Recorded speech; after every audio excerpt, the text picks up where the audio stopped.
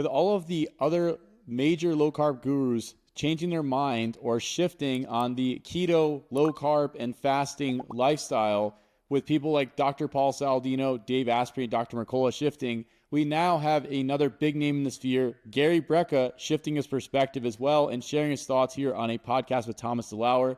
In today's video, we're going to actually go through some of the comments and statements and discussion that Thomas DeLauer and Gary Brecka have together and talk about some of the perspective and discuss how they've changed their mind on keto and fasting and to actually get into the reasons why. Now, this video is not meant to bash Gary nor Thomas. I think what they're doing is great, coming out and sharing their perspective overall and talking to people about why they've shifted their perspective.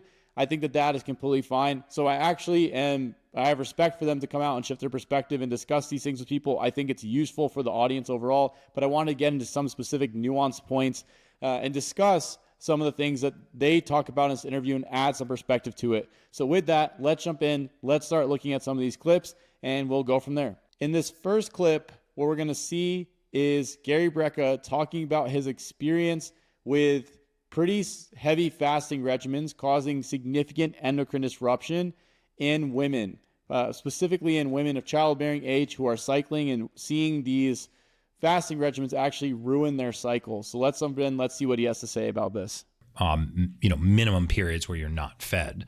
But I think for a while, and if you look back at a lot of the videos and early interviews that I did, I was really preaching a very, very narrow feeding window. And as our clinics got more data, especially in females, young menstruating females, we realized the endocrine disasters that were coming from very, very narrow feeding windows. And, especially given that, their cycle during different phases of the month, we saw absolute endocrine disasters. And then as you really start to dig into the science. Okay. So this is actually a great point, and this is really helpful that Gary actually talked about this because it's something that I see with many clients as well. The fasting regimen does, the main mechanisms that they talk about the fasting regimen are that it increases autophagy, which helps to clear senescent cells by lowering the mTOR pathways. And while this may occur in certain contexts, this may actually be more problematic than it is helpful. As an example here, we're looking at childbearing women or women of childbearing age whose hormonal cycles are getting dysregulated by the effects of pretty extreme fasting regimens. Now, why are their hormonal cycles and their hormonal systems getting wrecked by these regimens? Well, when you start to fast, number one, you are creating a starvation-like state. So you're driving up the stress hormones, glucagon, cortisol, adrenaline. The other thing is you are driving down insulin, leptin, thyroid, etc. And then this has a negative effect on the sex steroids because these systems are balancing energy regulation. So when glucagon, adrenaline, and cortisol rise, you're signaling lowered energy availability, lowered fuel availability in the form of carbohydrate. And then you're seeing a lowering of thyroid and leptin and and insulin, these hormonal pathways that are signaling that we have enough fuel on board. And so when the body senses that it doesn't have enough fuel on board, it, particularly in women with very sensitive hormonal systems, start to say, hey, we can't maintain this level of function. We can't maintain this reproductive function. So we're going to stop with the cycling stuff. We're going to stop with the preparation for children because the environment at this moment is not ideal. So basically the substrate, the fuel that we're receiving on a regular basis is one of the main mechanisms to shift what's going on with our hormonal profiles, because a lot of our hormonal profiles are dealing with the availability of different substrate like carbohydrate. And so when we are looking at fasting and we're saying, oh, there's autophagy and there's clearance of senescent cells, these zombie-like cells is what they're called, we also have to understand, okay, we're inducing a starvation state, and what is the cost of that? What is the negative effect of upregulating stress hormones like cortisol, glucagon, and adrenaline? And what is the negative effect of lowering things like thyroid hormone? And we want to actually get a full risk-benefit profile instead of just looking at this one mechanism and saying, oh, fasting is beneficial. And I have seen the fasting cause quite a bit of issues in not just women, also men in their hormonal profiles, lowering thyroid hormone, lowering testosterone, or increasing sex hormone binding globulin and lowering free testosterone. And this is, again, this is driven by stress. The body's adapting to the signal of fuel that is being presented to it. And so what we want to do is in certain contexts, we definitively don't want to do heavy fasting regimens. If you have somebody, and Gary will talk about this, who is lean, who is healthy, you probably don't want to starve them. If you have somebody who is dealing with blood glucose dysregulation or they're significantly overweight, basically what fasting does is a way to actually lower caloric intake, and this is helpful in the metabolic dysfunction for a variety of reasons. But one of the main ones is if you have metabolic dysfunction, the mitochondria aren't functioning very well, and you lower some of the substrate going in, you can take some of the pressure off the mitochondria. You can also lower things like endotoxin with fasting because you don't have all of the food going into the system. And then on top of that, if the individual is not eating well, then you're also lowering the amount of garbage food that they're eating on a regular basis. So I think these are the major benefits of fasting, is the effect on the microbiome and the effect in terms of lowering caloric intake and lowering intake of problematic foods on the background of metabolic dysfunction. But I don't think that somebody has to necessarily fast to improve metabolic dysfunction. I think that we do see the benefits in some of these circumstances. And the reason why is, again, it's taking pressure off the system. So it's important to understand pros and cons of fasting. It's important to understand that there are actually negative effects to significant fasting regimens.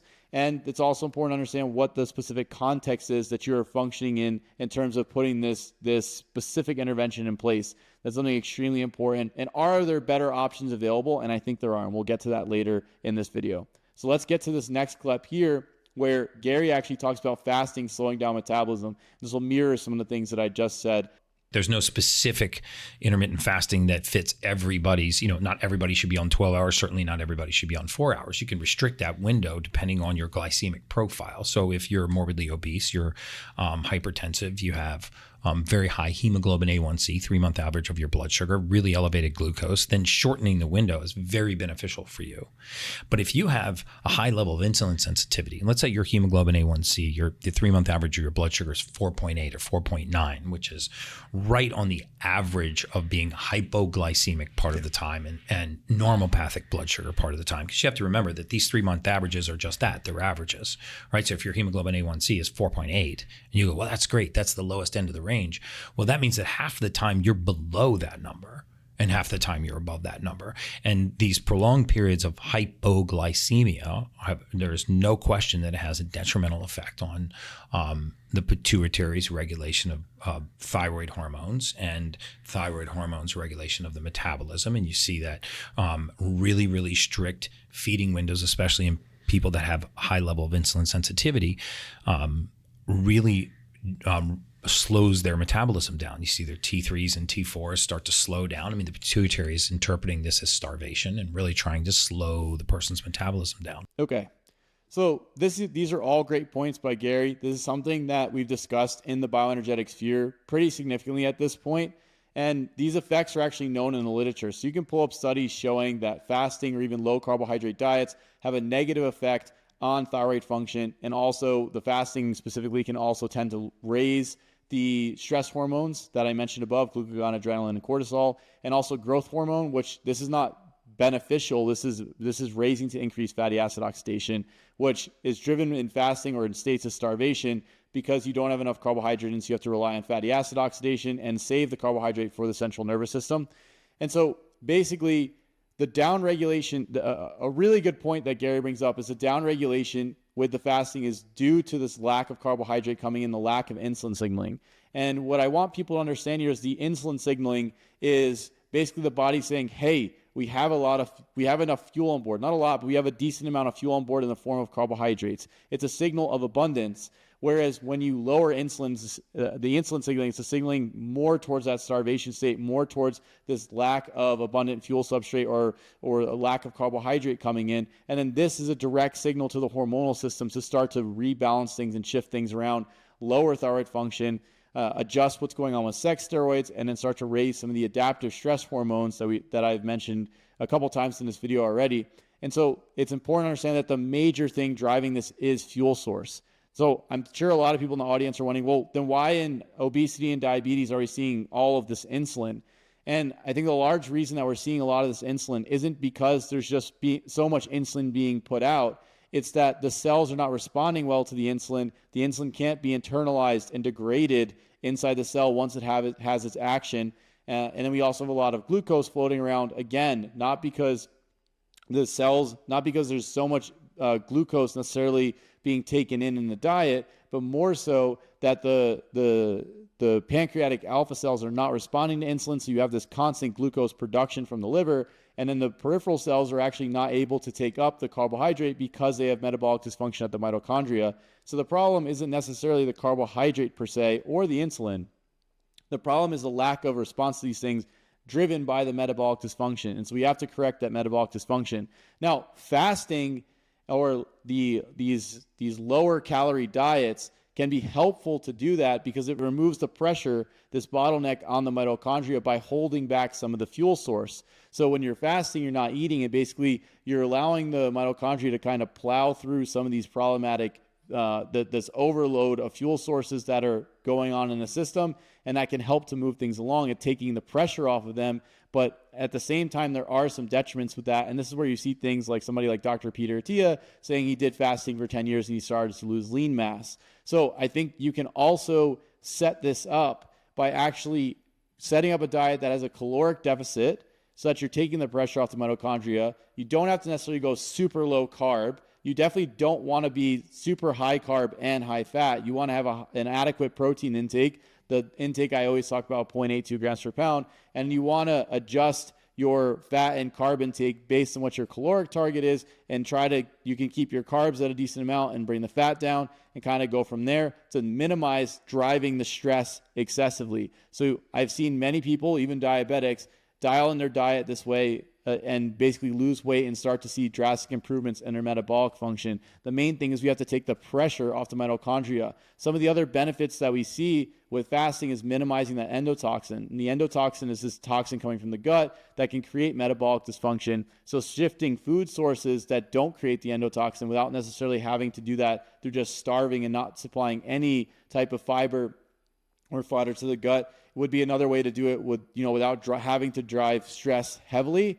And the last thing is switching food sources. A lot of people who are getting themselves into diabetes, obesity, metabolic dysfunction, etc., I think are often not eating ideal food sources, and this can lead to dysbiosis. This can lead to issues inside the body in terms of their mitochondrial function or metabolic function. And when the food sources start to get shifted appropriately, that can also make a big difference as well. So does keto and fasting improve a variety of markers for people with metabolic dysfunction? 100% it does. But I don't think you have to go that route. I think you can adjust your diet in other ways that can include carbohydrate without having to have a really short feeding window, like a 4-hour feeding window or a 6-hour feeding window or 8-hour feeding window or something like this, and still get the same benefits and still see the changes and improvements in people's metabolic function. Now, the next clip that I want to share here is Thomas DeLauer talking about fasting lowering testosterone levels in healthy individuals.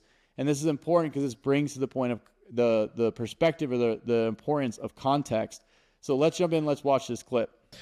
If people were to look at any specific markers outside of perhaps glucose, like for men looking at testosterone, some people will say that fasting has this impact on testosterone. I've seen it go both ways, right? In a metabolically unhealthy person, sometimes it increases it, right? But someone like myself, I noticed after I course corrected and became lean and was much more active, then fasting started to drop it, right? Yeah. Because it was too much.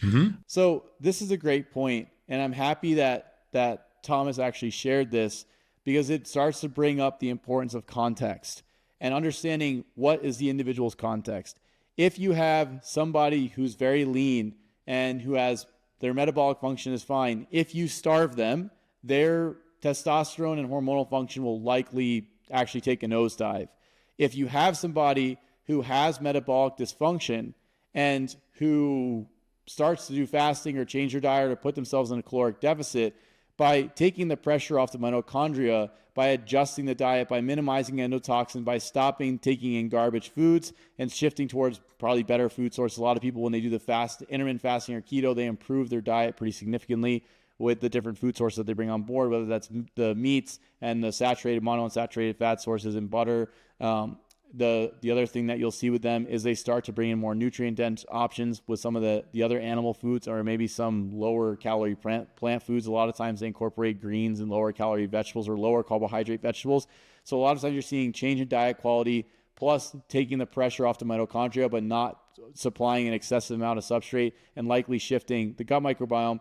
Of course, you're going to see benefits in this circumstance when these people go on these diets. And again, they also start to lose weight and improve their insulin sensitivity. So yes, in those circumstances, testosterone should increase, because the problem in that circumstance is this disruption at the mitochondria, this disruption in metabolic dysfunction. Whereas when you have an individual who doesn't have that metabolic dysfunction and they don't have the substrate going in, well, now they just don't have the fuel to power all these different circumstances. Where in the other situation, the individual obesity, diabetes, fatty liver, whatever the deal is, they actually can't even use the fuel that they have. So you need to take the pressure off the system in some way, whether that is fasting, whether that is keto, whether that is creating a caloric deficit and still having carbohydrates in the diet. These things become important to some extent to help remove the pressure on the system as you start to fix the other pieces around there. And ideally, you don't want to be driving stress when you're doing this. And that this is the biggest problem with some of the fasting and some of the ketogenic diets, is the driving of that stress, because there are consequences to it, which is why you're seeing problems in a healthy individual versus an individual who has metabolic dysfunction. It can cause problems for sure in healthy individuals. And I've seen this time and time again in my client population as well. So I am happy that Thomas had brought this up in this video so people can start to understand when is it, like, where these interventions are appropriate, like do they have a specific therapeutic need, or are they optimal for health? And what we're starting to see is that there's a therapeutic context for them, but there's also a downside, and they may not be optimal for long-term health, especially people being just on ketosis while also doing intermittent fasting over this extended period of time and driving that stress. Now, in the next clip, Thomas starts to talk about the DHEA to cortisol ratio, something that he mentions he had discussed with Paul. So let's jump in and talk about what the DHEA cortisol ratio is, why it's important, and we'll go from there. What I find interesting is Paul Saladino had said something that's not, I wouldn't even say it's rooted in anything crazy evidence-based, but it made so much sense talking about that DHEA to cortisol ratio. Looking at that, do you think that is a valid way for, let's say, someone that is metabolically healthy, not an athlete, but just as crazy as that sounds, that's the minority today, but a healthy person. Is there something that they can look at to say, hey, where should my hormone levels be outside of anything related to glucose metabolism? So the DHEA to cortisol ratio, what is this?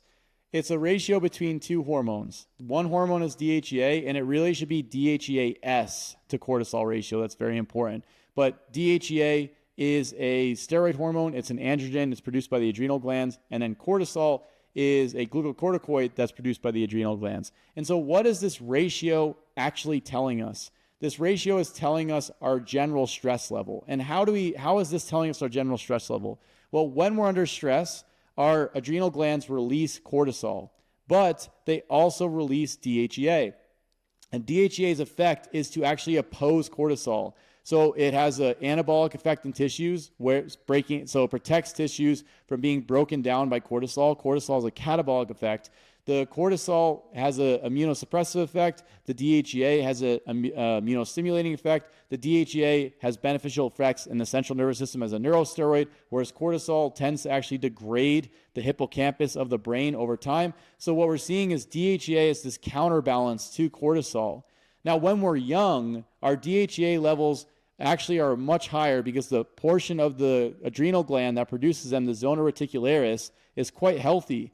But as we age or as we undergo significant amounts of stress, the zona reticularis of the adrenal gland can start to degrade. And then what we wind up getting when we're in this age state or the aging state is unopposed cortisol. So we have unopposed cortisol and also mineralocorticoids like aldosterone, because the adrenal cortex, which is where these hormones are made, doesn't actually degrade as much as we age. It's mainly the zona reticularis where the DHEA is produced. And this unopposed cortisol creates problems where it leads to immunosuppression. It leads to catabolism or sarcopenia, so the breakdown of muscle tissue, the breakdown of connective tissue, bones, the skin, etc. And then the cortisol also leads to the degrading of the central nervous system function. It has negative effects on cardiovascular function. So when we get unopposed cortisol, we don't have this DHEA. We're not protected from these negative effects of cortisol over the long term, and that leads to this aging profile that we see. And so when we're looking at the ratio of DHEA-S to cortisol, it's a proxy marker to some extent for aging and for anabolism to catabolism, because when you have this higher cortisol amount in a ratio to DHEA, it's basically signaling that your body is not able to produce enough DHEA to counterbalance the cortisol. So we want to actually look at this DHEA-S, and we'll talk about DHEA-S in just a second, in ratio to cortisol, and then the DHEA value can also be used for another purpose, which I will talk about in a sec. It's after we watch this next clip. The other thing you can look at is a testosterone to cortisol ratio as well. And just for anybody who's curious, the DHEA-S to cortisol ratio that I tend to look at when I'm working with my clients is I like to see at least a 10-to-1 ratio of DHEA-S to cortisol to get a sense of where somebody is in terms of their overall stress levels and adrenal function. Now, let's get into this next clip here where Gary Brecka starts to talk about DHEA. And in this specific clip, after the specific clip, I will talk about the differences between DHEA-S, DHEA, and also the cortisol DHEA ratio again. Yeah, I'd look at things in the periphery of hormones, and then look at their impact on your hormones. I mean, cortisol DHEA ratio is a great example. I mean, vitamin D3 deficiency, DHEA deficiency. Sometimes when you look at a blood panel and you see people's DHEA in the low double digits, and depending on age, it could be as high as in the 400s. You see this raw material that is a precursor for hormones. So what Gary mentions is that he's seeing low DHEA in the blood. It's important to understand the difference between DHEA and DHEA-S. DHEA-S is the storage, kind of a storage pool of DHEA. So it's DHEA with a sulfur group added to it. And this pool is much more consistent than your actual DHEA levels, which is just DHEA without the sulfur group. So you can think of DHEA-S as this storage pool, and then DHEA elevates under acute stress because when the adrenal gland releases cortisol, it also releases DHEA. And so you'll see DHEA rise under acute stress, and under normal circumstances, it won't have this big jump. But what you really want to look at overall is you want to look at your DHEA-S level, the storage level, in relationship to your cortisol levels and see that ratio to get a sense of what's going on with your adrenal function and your general stress levels overall. So I actually like to look at all three of these values so I can get a sense, is somebody acutely stressed, and what is someone's general overall stress profile based on the DHEA-S to cortisol ratio and the amounts of DHEA-S in the blood. Now, the next thing to talk about is Gary Brecka mentions that DHEA is kind of like a precursor to testosterone. Now, it actually has much more functions than that, than just being a precursor to testosterone. Can DHEA be converted into testosterone? Yes, 100%. But DHEA, its own functions in its own right include things like immune stimulation or immune regulation, androgenic signaling in its own right, or anabolic signaling. It has anabolic effects on bones. It protects against the catabolic effects of cortisol. And it also has improvements in things like insulin sensitivity and has beneficial effects inside the central nervous system. So DHEA is a hormone in its own right with its own effects outside of the effects of testosterone, even though it can convert to testosterone. So DHEA is important overall. And again, we also want to look at that. We always really want to look at this DHEA-S value in relationship to cortisol, and we can also look at DHEA to see what's going on with acute stress or not. A lot of times it'll be elevated in this acute stress circumstance because the adrenal gland pumps it out when you're under acute stress to protect you from what's going on with cortisol. So if you see your DHEA is quite high and you feel like you've been stressed out and you're like, well, why is this high? Why, I haven't been feeling so well recently. It's like that is the DHEA being released during stress to protect you from the cortisol. Also, you look at your cortisol in this circumstance as well. Now, in the next clip here, Gary Brecka is going to talk to us about SHBG and looking at or understanding what's going on with testosterone. I think overall his perspective with hormones is actually pretty solid, but I do want to add some nuance here and some clarifications that I think will be helpful to add to the picture overall and be constructive. Again, this is not a bashing or trying to be deconstructive to Gary. It's trying to add to some of the value that he's providing for everybody in the audience. And then you see metabolic disruptors, proteins in the blood like sex hormone binding protein, SHBG, which can actually artificially lower your free testosterone level when you don't have an endocrine issue. You don't have a hypotesticular function, or in women, you don't have a testosterone issue per se, but you have these other metabolic disruptors or nutrient deficiencies. Okay, so a couple things. SHBG can lower free testosterone levels in men. And the free testosterone is the important testosterone level that is basically the active hormone, or what's considered the active hormone. There's some discrepancy around whether if it's bound to SHBG, if it still gets into the cell. That's something discussed inside the bioenergetic sphere to some extent. But the generally understood mechanisms here is that when SHBG rises and binds testosterone, it lowers free testosterone. And then even if total testosterone is fine, because you don't have this free testosterone, this unbound testosterone floating around, you don't actually get the target effects of testosterone, because when it's bound to the protein, it's unable to have its effects. So what I want to point out here is that SHBG isn't necessarily a metabolic disruptor. It is actually a component of the endocrine system, and it elevates under certain circumstances to change what's going on with sex steroids. So in a lot of clients that I've worked with, I tend to see SHBG sky high over the reference range in both men and women when they're on low calorie diets, low carb diets, heavy fasting, high amounts of exercise, and things along these lines, are also very heavy fiber diets. These things can raise SHBG levels in these individuals, and I don't think that this is a endocrine disruptor or a metabolic disruptor. I think this is more of a function of the body having these inbuilt mechanisms to basically adjust the hormonal profile based on its context. So a lot of times, in order to get SHBG down, what I'll do is add carbohydrates into an individual's diet, adjust their caloric intake, adjust their activity level, and then you tend to see the SHBG come down, testosterone levels improve, free testosterone levels improve, and also in women you see improvements in hormonal profile as well. So I wouldn't classify it. This is a bit of a semantic thing, but I think it's important here. I wouldn't classify SHBG necessarily as a metabolic disruptor. I would see it more as an integrated part of the overall hormonal profile and an important piece to actually consider and determine what's going on and why is it elevated in your specific context. Now, the next section, Gary is going to show us or talk to us about the 3 tests that he used to look at testosterone. I agree with the 3 tests that he's going to share, spoiler alert, but I also want to add some extra tests that I think could be helpful to the overall picture. So let's jump in here and let's look at the 3 tests that Gary recommends.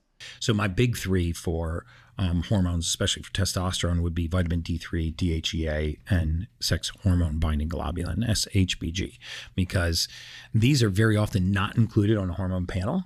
And so you're looking for, why is my testosterone in a great range, but my free testosterone is so suppressed? And because my free testosterone is so suppressed, I'm not getting really the benefits from my beautiful level of testosterone. I'm actually having testicular hypofunction symptoms. And it's not necessarily testicular hypofunction. It's actually these other proteins in the blood, like sex hormone binding globulin and what have you. And then I would also look at the pituitary's regulation of hormone function. Okay.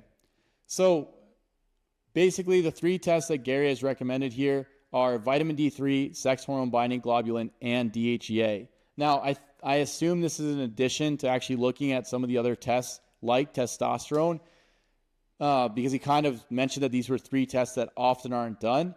But there's a couple other tests that I would actually add so you can get a full profile to understand really what's going on with your hormones. And so before we get into the specific ones for testosterone or for sex steroid function, the one that I want to mention is parathyroid hormone. So Gary recommended or mentioned you looking at vitamin D3. Vitamin D3 is great to look at, but we also want to look at what's going on with parathyroid hormone, because vitamin D3 and parathyroid hormone kind of have an antagonistic relationship to some extent, whereas your vitamin D3 increases, you can lower parathyroid hormone, especially if you have adequate calcium and adequate magnesium intake. And parathyroid hormone is important to look at with vitamin D3 because parathyroid hormone can degrade your bone mass, can cause vascular dysfunction, can upregulate or increase blood pressure by signaling the RAS system. and it can also lead to issues at the kidney. So we want to make sure that parathyroid hormone is suppressed, so we're not using this hormone to break down our bones to release calcium, and we want to really look at that in conjunction with vitamin D3. So I tend to like to see parathyroid hormone less than 30, and I like to see vitamin D3 around 50. And I usually achieve this with bringing vitamin D up, whether that's sun exposure or supplementation, while also incorporating adequate calcium, magnesium, vitamin K, etc. So there's a whole bunch of things to incorporate here to actually have this effect. But the PTH is a great value to actually look at overall with vitamin D3 to understand the full picture of your calcium balance. Now, the next test that I want to look at, and this is specific to testosterone. So Gary's going to mention these in a sec. It's not that he didn't talk about these, but he does talk about these. He mentions LH and FSH, so luteinizing hormone and follicle stimulating hormone. These are the hormones that come from our pituitary gland that go to our testicles or to our ovaries and basically tell our testicles or ovaries, hey, make more hormone, hey, make more eggs and sperm. Now, if these are quite low, then that can mean that there's a problem at the pituitary. If these are quite high, there's usually a problem at the ovaries or the testicles, and the pituitary is trying to signal things to start working. So as an example, in postmenopausal women, what you see is really high LH and FSH because the ovaries aren't functioning well, and basically the pituitary keeps trying to tell the ovaries to do their job to produce hormones, and the ovaries are basically retired. They're not coming back to work anymore. They're on vacation. They're off. So that's where you see the signaling starts to increase and increase and increase.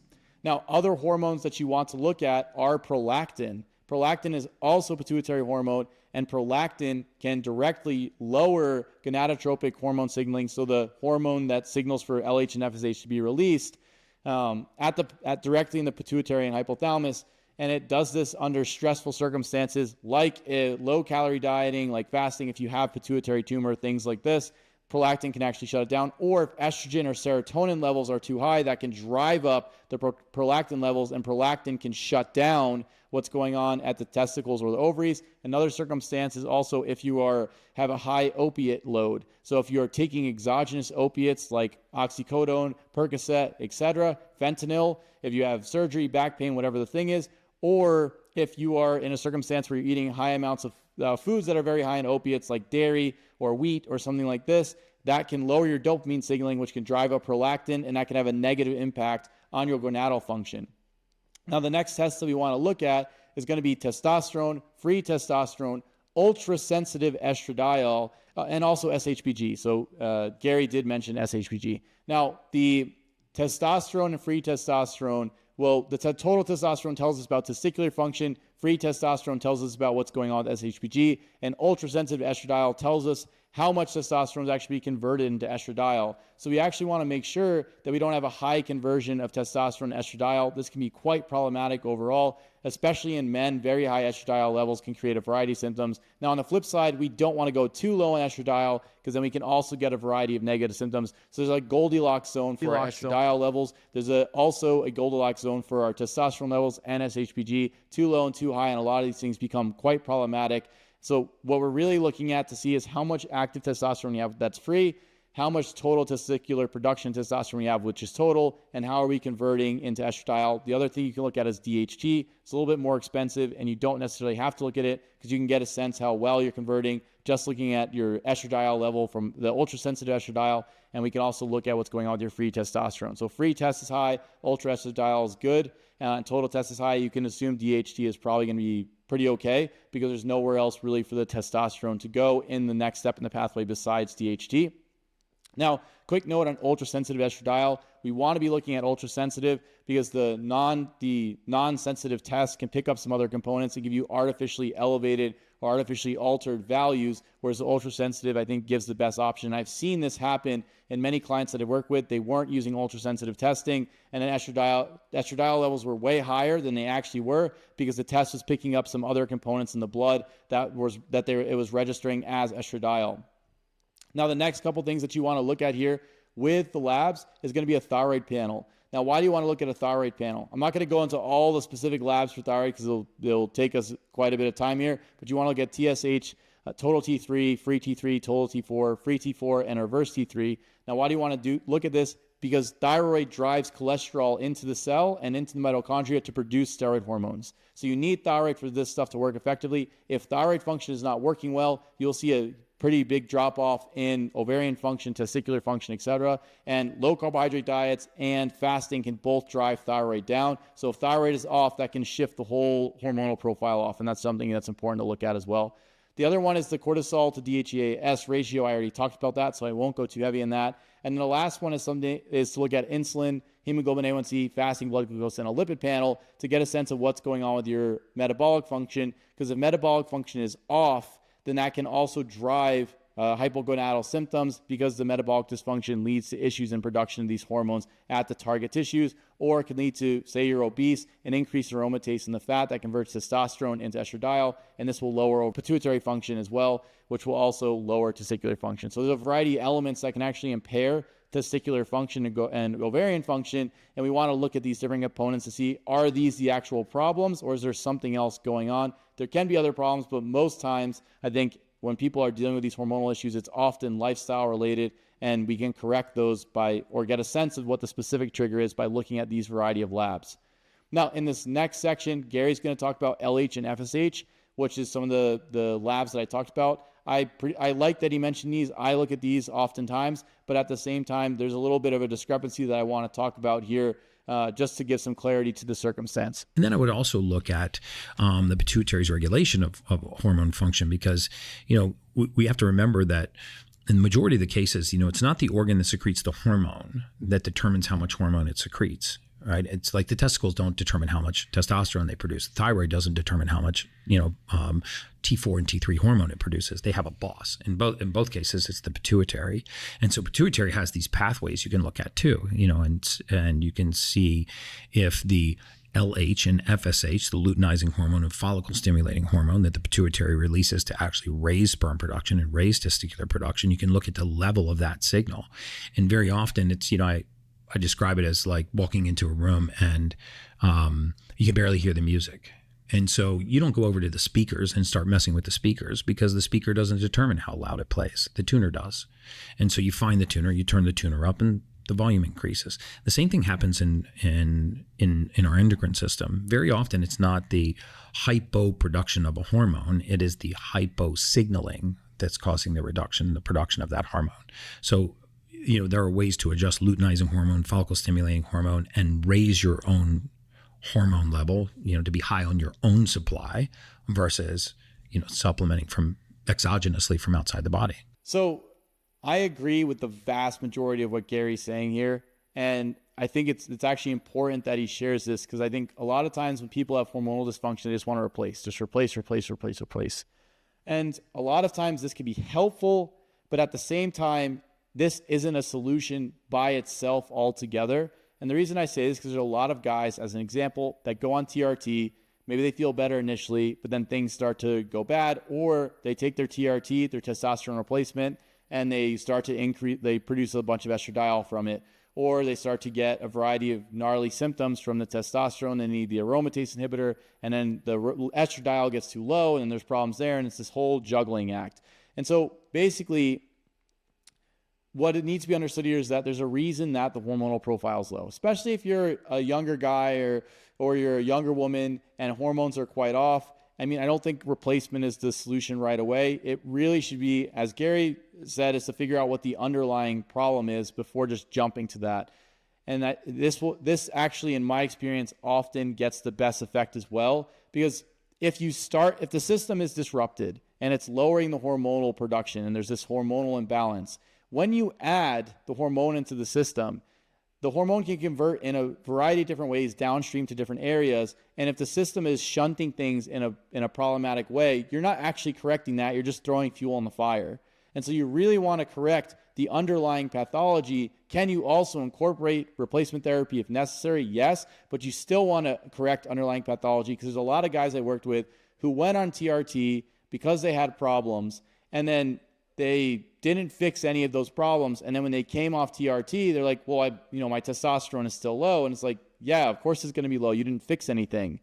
while you were on it, yeah, you had some benefits from the testosterone, but you need to change these other lifestyle factors or components that were driving the low testosterone in the first place. So it's important to actually address those factors. You can go on replacement so you can feel better in the meantime and address those factors while you're there and then come off over time. Or you can address those factors without going on, see how things change. Maybe you don't even need replacement at all, and then go from there. So that's a great point by Gary. I agree with that. The thing that I disagree with him here is that, well, the pituitary and the signaling there, the signaling from the pituitary to the gonads, the ovaries, and the testicles actually controls what's going on. We don't want high pituitary signaling. That's problematic. High pituitary signaling, and I don't know if he directly meant that, but it seems like it was implied. So I want to clarify this. High pituitary signaling usually indicates that there's dysfunction going on at the testicles or the ovaries. So we want an adequate level of pituitary signaling where the pituitary doesn't have to stimulate ovarian function and testicular function that much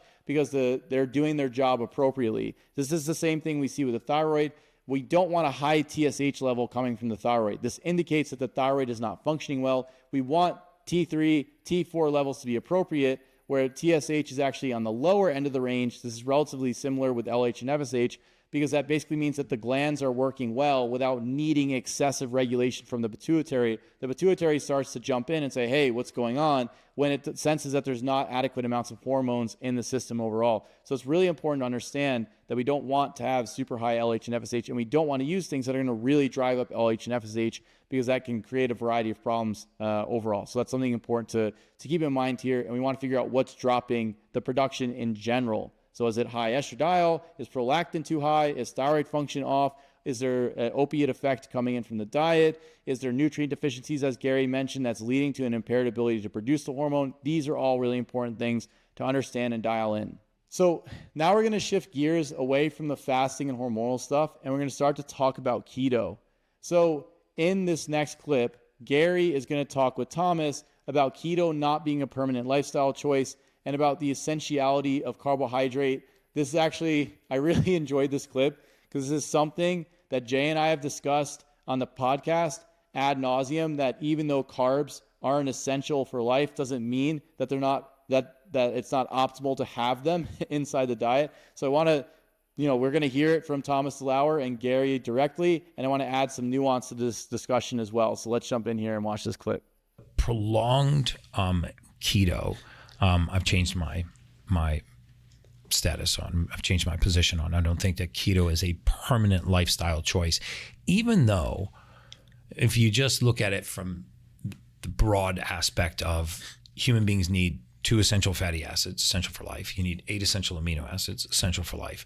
And there is no such thing as an essential carbohydrate, which my stance was, if a carbohydrates are not essential for life, then you don't need them for the rest of your life. And I sort of changed my stance on that. Well, there's a difference between essential and optimal too. Right. Right. Like, I mean, you could survive, but maybe it's less than optimal, right? Yeah, it wouldn't be a fun diet. 2 fatty acids, 8 essential amino acids. And I don't know how long you would really thrive. I mean, eventually something's got to give with that. Yeah. Okay, so this is great. This is almost word for word things that Jay and I have said inside the Energy Balance podcast multiple times. Because inside the low carb sphere, there's this perspective that, well, you don't need carbs to survive. And so it's like, okay, sure, you don't have to eat exogenous carbs and you will still continue to survive. However, the question is, will you thrive? And that is a really big piece, because essentially, if you want to optimize your hormonal profile and lower stress, carbohydrates are necessary. If you just want to get through life running on stress hormones and primarily oxidizing fatty acids, then sure, go on a low carbohydrate diet. And that's where you see people like Thomas, we'll see in a sec, or Gary saying, hey, this actually caused problems. We're not doing this anymore. And Thomas saying, hey, I actually became more insulin resistant when I was on the keto diet. He calls it peripheral insulin resistance, which is true. It is peripheral insulin resistance. Most insulin resistance is. But the next thing that I want to mention here and add a little nuance here is that it's not that you can survive. It's not about the fact that you can survive without carbohydrates from the diet. It's that carbohydrates are so necessary to your body's function that your body has mechanisms in place to provide carbohydrate even when you're not eating the carbohydrate. So the body will actually tear down its own tissue. It'll break down its muscle tissue It'll break down fatty tissue. It'll break down glycogen stores. It'll cannibalize itself to convert these things into carbohydrate. That's how important it is. Even the brain itself cannot run entirely even on ketones. The portion of it will still continue as carbohydrate. So carbohydrate, I think the better frame is so essential that your body will cannibalize itself to produce adequate amounts under times where there's not carbohydrate coming in from the diet. So I think this is more, for me, this is more of an indication, this shift in frame, that we actually want to avoid cannibalizing ourselves and optimizing these stress hormones and actually take carbohydrate in from the diet so we don't have to undergo those processes. We don't have to upregulate all of these backup processes when we don't have enough. So that's a pretty important shift. I am very happy to see these guys shifting here and sharing this information because I think it'll be quite helpful for a variety of people who are coming from that low carb background and are stuck in that frame and that mindset. Now, with that said, I want to jump into this next clip where Gary actually talks about using a keto diet to help to solve some of Dana White's health problems. And if anybody doesn't know, Dana White is the owner of the UFC. He's quite famous inside the mixed martial arts sphere.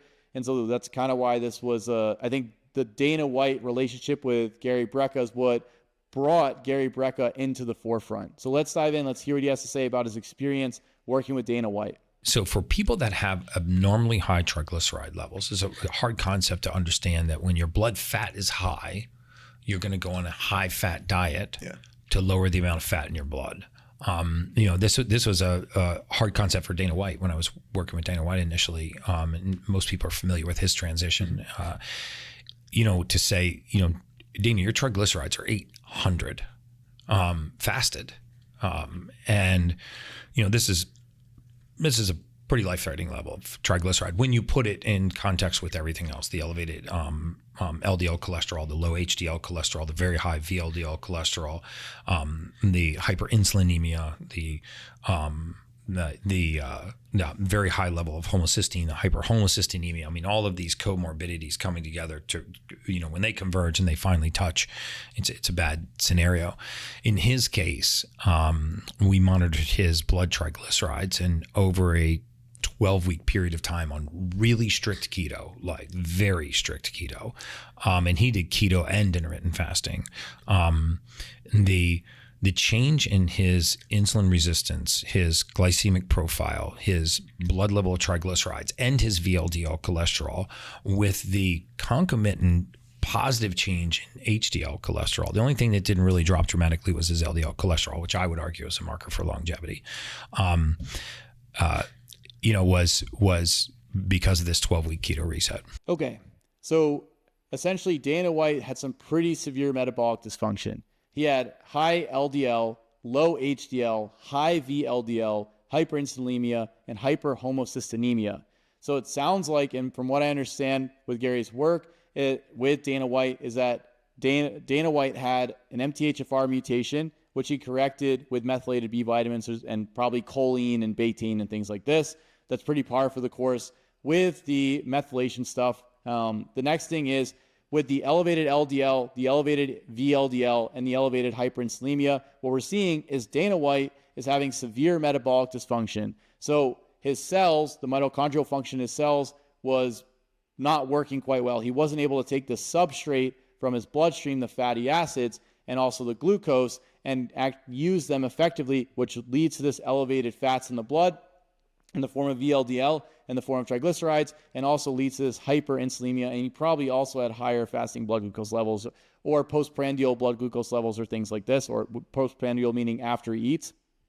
And so the way they corrected this was they basically put him on a caloric deficit. This was through the fasting, and they also put him on a low-carb diet. They forced him to use one substrate or in general, which was the fatty acids, and these mechanisms were put in place to help to actually minimize the metabolic dysfunction, and you saw all of these things start to improve. So he probably lost a significant amount of weight.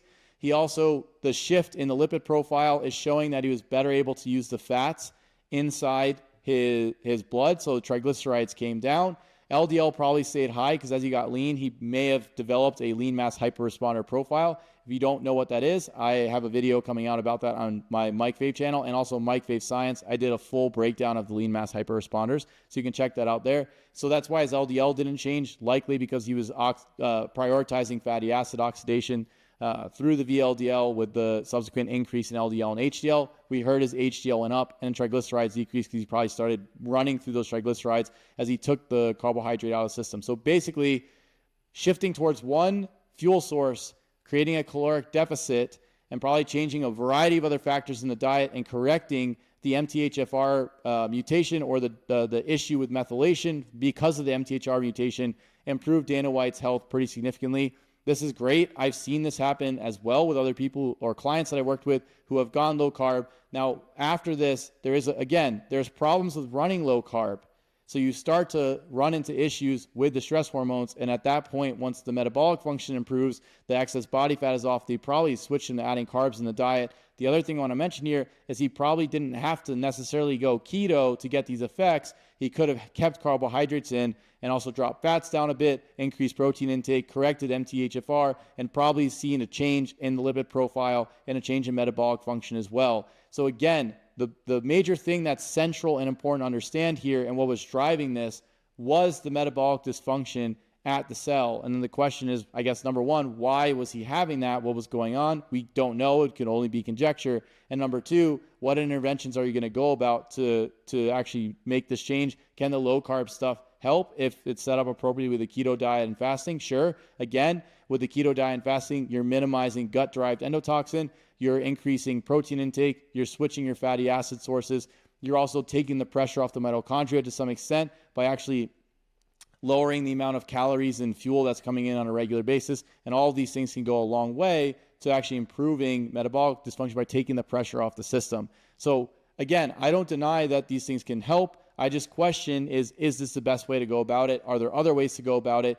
And can it be done with carbohydrates in the diet? Yes, I've seen it done with carbohydrates in the diet. So you can go either way. I tend to shift or prefer to use more of the carbohydrate-based approach to minimize stress overall and not drop some of the hormonal profile components, but you can still get benefits the other way as well. So there's not a doubt there. Now, in this last section then we're gonna wrap up the video here. What we're going to talk about is Thomas DeLauer talking about how he became more insulin resistant when he was doing long-term keto. Now, this is quite interesting because a lot of people would say, no, you should get more insulin sensitive. And I want to talk about the discrepancy there, so we'll dive into that. So let's watch this clip. I've had similar feelings with keto, obviously, as someone that did keto for, the better part of 10 years and was strict for 3 years without ever taking a break. And then the last sort of 5 years, I sort of shifted to more cyclical and targeted approaches. And I found that my glucose and whatnot stabilized more by periodically doing keto versus actually being on keto all the time. I think the level of... I would agree with that. The peripheral insulin resistance, which is not a bad thing, that the peripheral insulin resistance when you're, low carb or keto or fasting, it was seeming as though I was having these undulations that were much more rocky than what they are now if I'm cyclical. And it probably had something to do with the, poor glucose tolerance that I was having. If you don't use it, you lose it, right? So if I'm not giving my body carbohydrates every now and then when they do get carbohydrates, my blood sugar is like, it's not sure what to do. Yeah. So, we're talking to Paul Saladino yesterday, and obviously he's become a huge fan of, spiking his insulin, not as much as he can. Okay. So this is actually really great that Thomas shared this, because I think a lot of people was like, oh no, I got way better when I went on keto. And it's like, again, if you have metabolic dysfunction, it will improve some of those values. Another thing to look at is, and this is a problem with some of the keto research, is in some of the studies, the cutoff is decreasing hemoglobin A1C to less than 6.5%. Now, why is this problematic? So hemoglobin A1C and also blood glucose are markers of how much carbohydrate you have floating around in the blood. Now, when you're on keto, or something before I get to that, this is not a marker of how well your cells are a direct marker of how well your cells are using carbohydrate. And why do I say this? Because if you just lower carbohydrate intake in the diet and you don't raise blood glucose levels and you don't have, the peaks after meals and whatnot, then yes, hemoglobin A1C should drop because it is an average of your blood glucose level. And also, you won't see the change in blood glucose levels, the high postprandial or after eating blood glucose values, because you're not eating carbohydrate. But that doesn't mean that the cells are now better at using carbohydrate peripherally, or the peripheral tissues are better able to use carbohydrate. So it's not really whether if the hemoglobin A1C comes down and fasting blood glucose come down initially when you go on low carb, it doesn't mean that this metabolic dysfunction is fixed. It just means you're removing the substrate or the fuel from the bloodstream altogether, which will lower these markers. But again, we still want to make sure that the metabolism at the cell is fixed.